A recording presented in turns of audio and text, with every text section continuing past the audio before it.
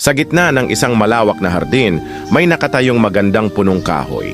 Hindi ito ordinaryong puno lamang, kundi isang napakabuting kaibigan na nagbigay ng ligaya sa isang batang lalaki. Araw-araw pumupunta ang bata sa puno. Umakyat siya sa mga sanga nito, kumakain ng mga masasarap na bunga, at nagpapahinga sa lilim nito tuwing mainit ang panahon. Tuwang-tuwa ang punong kahoy sa tuwing nakikita niya ang batang masayang naglalaro sa kanyang paligid.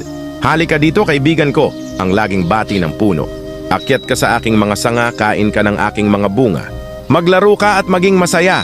Lumipas ang mga taon at unti-unting lumaki ang bata. Hindi na siya masyadong dumadalaw sa puno. Ngunit sa tuwing kailangan niya ng tulong, pumupunta siya roon. "Kailangan ko ng pera," sabi ng binata isang araw. "Walang pag-aalinlangan," sinabi ng puno. "Kunin mo ang aking mga bunga at ibenta mo sa palengke." Nang kailangan niya ng bahay, ibinigay ng puno ang kanyang mga sanga. Nang kailangan niya ng bangka, ipinagkaloob nito ang kanyang katawan. Sa bawat pagkakataon, masaya ang puno na makatulong sa dating batang kanyang minahal.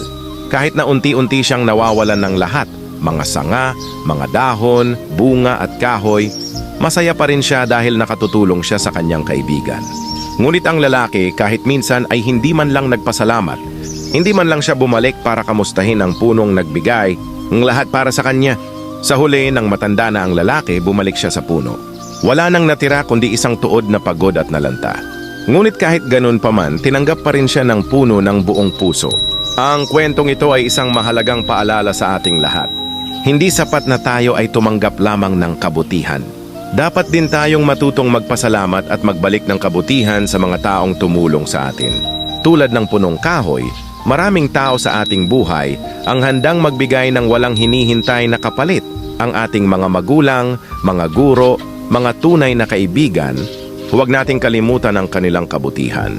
Sapagkat ang tunay na yaman ng isang tao ay hindi lamang sa kung ano ang kanyang natatanggap, kundi sa kung paano siya nagpapasalamat at nagbabalik ng kabutihan sa iba. Nagustuhan mo ba ang kwento na ito?